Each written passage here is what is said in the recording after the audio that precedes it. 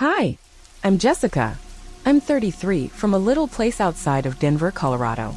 I've lived here most of my life, same suburban streets, same mix of cookie-cutter houses and wide open skies. You know the type. Neat lawns, the hum of lawnmowers in the distance, old mailboxes clinging to life at the curb. It's quiet, peaceful. But after what's happened, I look at this place with a pit in my stomach now. I used to live here with my husband, Ryan. He was 35. He passed away 2 months ago in a car accident. Head-on collision. Some guy in a lifted truck blew through a red light, probably drunk, and slammed straight into Ryan's SUV. The impact was so violent they said he died instantly. I never saw his body. They told me it was better that way. I still don't know if that was a blessing or a curse. Ryan and I had our ups and downs. We were one of those couples that could go from laughing to shouting in a heartbeat. But underneath it, we loved each other. Deeply. Messily. Truthfully. I mean, he was my person. My whole world. And the worst part, the last thing we ever said to each other was a fight. It was so stupid too. I didn't like the way he was talking to my sister. He said I was being paranoid. I snapped. Said things I didn't mean. Told him maybe he should go spend the night at a hotel. That maybe we needed a break. And he left. I never got to take any of it back.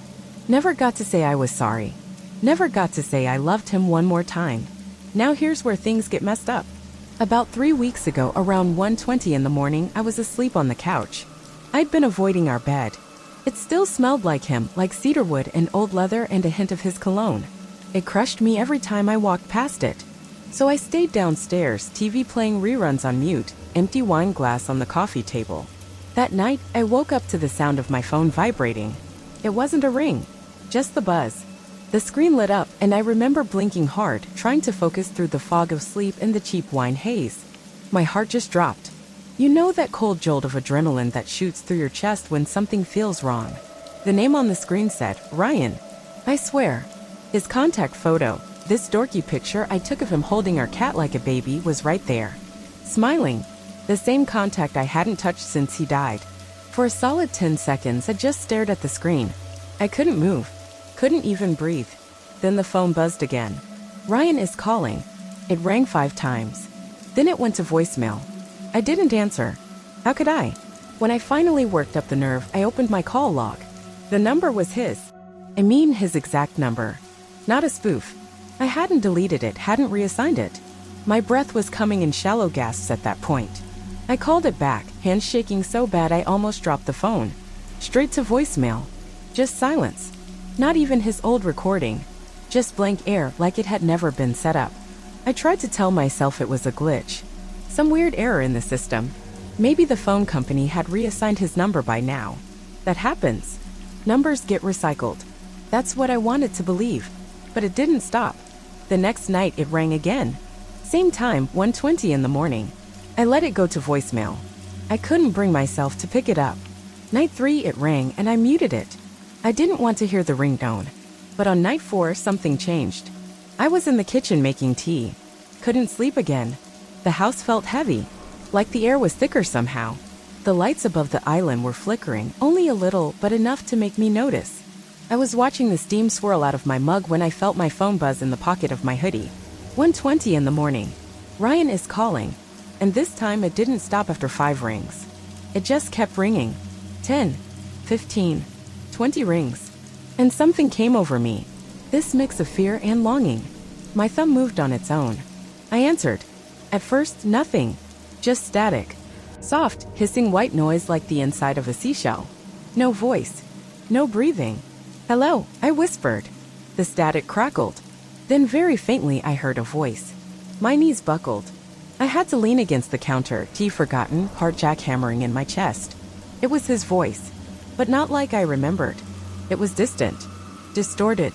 Like it was coming through layers of old radio tape. And all it said was, "You didn't mean it." I couldn't even speak. I just froze there, tears pooling in my eyes. Then the line went dead. I didn't sleep that night. I sat on the living room floor with all the lights on, phone in my lap, waiting for it to ring again. It didn't. But that was only the beginning. I barely left the house the next day. I kept telling myself I imagined it. Maybe it was a dream. Grief can mess with your brain. I read that somewhere. Auditory hallucinations, phantom smells, even feeling someone lying next to you who's been dead for weeks. But the phone call, it was right there in my call log. Duration, 0:38. It happened. I wasn't crazy. By evening, I was jumpy at every little sound. The fridge humming, the pipes knocking, even the stupid ceiling fan clicking like it always did. It all felt sharper, too loud, too close, like the house was listening. I didn't turn on the TV, didn't scroll on my phone. I just sat in the quiet waiting. I should have called someone, my sister maybe, but I didn't want to hear the pity in her voice. I didn't want to explain why I was losing sleep over a call from a number that shouldn't even exist. At 1:15 a.m., I got up and stood in the hallway between the kitchen and the living room. Just waiting. 1:20 hit. The phone lit up again. Ryan is calling. I answered this time without thinking. The static was there again, louder now. Sharp, erratic. It made my ears itch. The sound of it reminded me of when you're between radio stations and you catch fragments of someone else's broadcast by accident. And then his voice came through. Over and over. Why would you say that? Why would you say that? Why would you say that? Same tone. Same pacing. As if it was on a loop. My legs trembled. I slid down the wall and just sat there, knees drawn to my chest. Ryan, I whispered, if that's really you, please stop. The static cut out. There was this sickening pause. Then something else came through the line. Breathing. Raspy and uneven. Not like his usual voice at all. More strained. And then a soft whisper, barely audible. You don't get to forget. I dropped the phone. It clattered onto the hardwood floor and the screen stayed lit for a few seconds before going black. Call ended. That night, I did something I hadn't done in weeks. I went upstairs. The master bedroom looked like it had been frozen in time. His hoodie still slung over the back of the chair. His boots neatly lined up against the wall. I pulled the covers back on our bed and just laid there in the dark. I couldn't tell you why. I felt like if I just let myself be with him, somehow the madness would stop. But the room didn't feel right. It was too cold. Not just chilly, bone-deep cold, like the windows had been left open during a snowstorm. I got up and checked. They were locked tight. I even pressed my hand against the glass. It was warm. Normal. The cold wasn't coming from outside. It was in the room. That's when I heard the phone buzz again. I hadn't brought it with me. The sound was downstairs. I froze. My body wanted to move, but my limbs were stiff with panic. Slowly, I crept out into the hallway, then down the stairs, every step creaking under my weight like it was being amplified in some horror movie. The phone was on the floor where I'd left it, buzzing again, but the screen wasn't lit. I bent down to pick it up. The moment my fingers touched it, the buzzing stopped. And then, clear as day right behind me, I heard a voice that chilled me to my spine. You left me there. I whipped around. No one. But the smell hit me next. That unmistakable mix of engine oil and smoke. Ryan's scent from the garage, clinging to his old jacket, to his skin after working on his bike. I hadn't smelled it in weeks. Now it was everywhere. I turned all the lights on. Checked every room. Doors locked. Windows sealed. Nothing out of place. Except one thing. On the kitchen table, right next to my mug from earlier, was Ryan's wedding ring. I had buried him with it. I remember placing it on his finger at the funeral home, crying so hard I thought my lungs would collapse. But there it was, sitting perfectly in the center of the table. And I swear to you, I heard the faintest sound of footsteps going up the stairs behind me. I didn't sleep after that. I sat on the edge of the couch, wedding ring in my palm, just staring at it under the soft kitchen light. I didn't cry. I didn't scream. I just kept turning it over in my fingers, back and forth like some kind of ritual. It had the same small scratch across the inner band. I remembered that scratch so clearly. Ryan got it the day before our wedding, fumbling with the damn toolbox. I had teased him about it for weeks. It was his, no doubt. But how it got here, I had no explanation. By sunrise, the house felt heavier. I don't know how else to describe it. Like the walls were closing in. Like something had settled in and it didn't plan on leaving. I spent the day going through old stuff. Photos, voice messages, notes he left around the house. I told myself I was just reminiscing, but I think I was trying to prove to myself that this version of Ryan, the kind man I married, still existed somewhere. That he hadn't become this cold, whispering thing in the static. I found a voicemail he left me 3 months before the crash. It was him rambling about what kind of pasta I wanted for dinner. It made me laugh for the first time in days. For a second, I felt normal. That feeling didn't last. That night, I tried to keep the lights on and the TV loud. I put on one of those bad reality shows Ryan used to hate. Something brain dead to keep my mind off everything. But at 1:20 a.m., the TV went black. The power didn't go out. The lamps were still on. Just the TV screen blank, sound gone. Then the phone rang. Same name. Same call. Ryan is calling. I didn't answer this time. I stared at it ringing on the coffee table until it stopped. Then, less than a minute later, a notification came through. One new voicemail. I didn't want to listen to it. I don't even remember picking up the phone. I think I just acted on autopilot. Pressed play and held the phone to my ear. At first, just that same static. Then his voice, but this time it wasn't repeating anything. It was speaking. Full sentences. There was a hiss in the background, like wind through a narrow pipe. His voice came in broken pieces. I waited for you. You never came. It was so dark. You said you'd come. Why didn't you come? I was cold. I dropped the phone again. But the worst part? I hadn't told anyone this, not even my sister, but the night of Ryan's accident we'd fought. A stupid, cruel fight over nothing. He stormed out and rode his bike off into the night. He died 15 minutes later. I never got to say sorry. The guilt had eaten me alive ever since. But now, hearing those words on my phone and his voice, it was like he was still stuck in that moment. Still reliving it. Like he hadn't moved on. Like he blamed me. I don't know what came over me, but I shouted. At the walls, the ceiling, at nothing. You left me too. You didn't come back either. You promised me forever. My voice cracked. I sank to the floor again, like my legs couldn't hold me anymore. And that's when I heard it. The sound of the basement door creaking open. Very slowly. Our basement door never opens on its own. It's heavy. It sticks. You have to pull it hard to get it moving. But now it was wide open. I didn't want to go look. Every cell in my body screamed to lock my bedroom and wait for morning. But something, curiosity or insanity, I don't know, pulled me toward it. The air coming from the basement was ice cold. I mean, it actually looked foggy for a second as I peered into it. Like someone had left a freezer running with the door wide open. I stepped down, 1 foot at a time.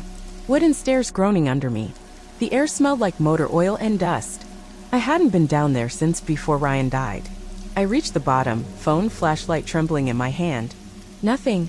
Just shelves. Old paint cans. The broken washing machine. A few unopened boxes. But then I noticed something new. Something that shouldn't have been there. A dusty notebook on the workbench. It had Ryan's handwriting on the cover. I knew that handwriting like I knew my own. Bold, sharp lettering. He always printed in all caps. It read, "If you're reading this, I'm sorry." I stared at it for a long time before opening it. Inside were pages, dozens of them, full of his writing. But the first page didn't say anything about the accident. Or our fight. It said, "I think something is following me." It started with the calls. I don't even remember climbing back upstairs with the notebook in my hands. I sat in the kitchen, the harsh overhead light buzzing, fingers trembling over the pages like they were made of glass. Every breath felt too loud. The silence in the house had become dense, pressurized, like something was waiting for me to finish reading. So I did. The entries weren't dated, but the handwriting grew shakier the deeper into the notebook I went. The first few pages were typical Ryan, overly logical, trying to make sense of something that clearly terrified him. He wrote about hearing static from unknown numbers, about waking up to the sound of his own voice echoing back to him from the phone speaker when no call had been made. He wrote about dreams, vivid ones, where he was trapped in a dark tunnel, calling my name, but my voice never came. Then he said the nightmares started happening while he was awake. He mentioned our last fight. He wrote that he felt something in the room with us that night, not metaphorically. Literally. He said it stood in the corner while we yelled, feeding off it. Smiling. He said the thing waited until he was alone. And then in one short entry written in large, frantic letters, he wrote, "It wants to come through the phone. It's using my voice." That's when I shut the notebook. I couldn't keep reading. I didn't sleep that night. I sat in my room, door locked, journal on my lap, light on. Around 3 a.m., the phone rang again. I let it ring. Then it stopped. And then the landline in the kitchen rang. I didn't even remember we had a landline. It used to be a backup. We hadn't used it in over a year. The ringtone was shrill, old-fashioned, like something from a funeral parlor. I didn't answer that one either. But after the ringing stopped, the lights in the kitchen flickered. I sat frozen for minutes. Then slowly I stood and walked into the hallway. The basement door was open again. Wide. Waiting. But this time, something was at the top of the stairs. I couldn't see it clearly, it was more of a shape. A figure, darker than the rest of the shadows around it, standing absolutely still. I swear to God I saw the faint outline of Ryan's hoodie. The one he always wore on cold nights. Navy blue. Worn at the cuffs. I backed away slowly, breath held. The figure didn't move. Then behind me the phone buzzed again. A text this time. Just one line. I'm not in the ground. I dropped the phone and ran to my car. Didn't even grab my shoes. I drove barefoot to my sister's house 20 minutes away. I didn't tell her everything. Just said I needed to stay the night. She took one look at me and didn't ask questions. I spent the night on her couch, lights on, eyes wide open until morning. The next day, I did something I hadn't done since the funeral. I went to the cemetery. Ryan was buried in Westview Memorial Park. Quiet place, few trees, white gravel paths. His headstone was simple. His name, the dates, and the words I'd chosen in a haze of grief. Forever still feels too short. There were fresh flowers there. Ones I didn't put. I knelt down and stared at the grave for a long time. And then, without really planning to, I reached forward and pressed my hand flat against the soil. It was warm. Not sun warm. Body warm. And it was pulsing. Like something underneath was breathing. I stumbled back so fast I scraped my palms. My breath caught in my throat. I didn't know if I was losing my mind or if something truly unnatural had sunk its claws into my life. I turned to leave and that's when I saw it. A phone. Resting behind the headstone. Just sitting there in the grass. Old cracked screen. Battery dead. But unmistakably Ryan's backup cell. The one that had gone missing the week before he died. I left the cemetery without it. Didn't look back. I stayed at my sister's for a week. She thought I was dealing with delayed grief, and maybe on some level I was. But there was something darker threading through everything. Something I couldn't name without sounding completely unhinged. I didn't tell her about the phone at the grave. Or the warm soil. Or the journal entries I couldn't stop replaying in my head. Instead, I told her I needed time. I said I was going to move. Sell the house. Make a fresh start. But the night before I went back to pack, she caught me in the kitchen, standing in the dark. Just staring. "Sarah," she said softly, "why are you holding your phone like that?" I looked down. I didn't even remember pulling it out of my pocket. It was lit up. A number was dialing. But I wasn't touching it. The screen said Ryan Mobile. It was calling his number. I dropped the phone and backed away. It kept ringing. Then it picked up. No one said anything at first. Just deep breathing. What? Wrong. Too close to the mic. Then the same static. Then, "Do you still think I deserved it?" It was his voice. Ryan's voice. Same tone he'd used the night we fought. Angry. Betrayed. But the words were off. They didn't sound like something he would say. More like something listening in would say. Repeating what it had heard. Like it wanted to be him, but didn't fully know how. My sister grabbed the phone and hung up. She looked freaked, but she still didn't understand. I told her I needed to go back. Just one last time. To finish it. I waited until dusk. The house felt like it was waiting for me. Lights off, air stale, the walls too quiet. Like someone had been inside, but hadn't opened a window or moved a thing. I packed in silence. Just a few boxes, essentials. I was in the bedroom when the doorbell rang. Twice. I froze. Walked slowly down the hall. I don't know why I opened the door. But I did. No one was there. Just a package. Plain box. No label. No return address. Inside was a cassette tape recorder. Black. Old. Covered in dust. There was a note tucked underneath it, typed in faded ink. "You heard him. Now let him finish." I pressed play. Static. Then his voice. Whispering. Disjointed. Pleading. "Sarah." I didn't want to go like that. I didn't mean it. I didn't mean what I said. I didn't know how to come back. Then silence. And a different voice, lower, distorted, like it was pushing through layers of sound to reach me. "You let him die angry. And now he's not alone." Click. Tape stopped. That night, I burned the journal. Smashed every phone in the house. Deleted every voicemail. But the damage had already been done. He wasn't just calling me. He was using the calls to come through. 2 nights later, my sister got a call. Unknown number. She didn't answer it, but the next morning she found her phone in the hallway. The last call had been made at 3:12 a.m. To my number. I turned my phone off and locked it in a drawer. And yet that morning it was lying on my bed. Turned on. Screen cracked. A voicemail waiting. Just breathing. Slow. Heavy. Getting closer. I left the state a month later. New number. New address. New everything. But sometimes in those dead minutes before dawn, I still hear it. The faint buzz of a phone on vibrate. Coming from inside the walls.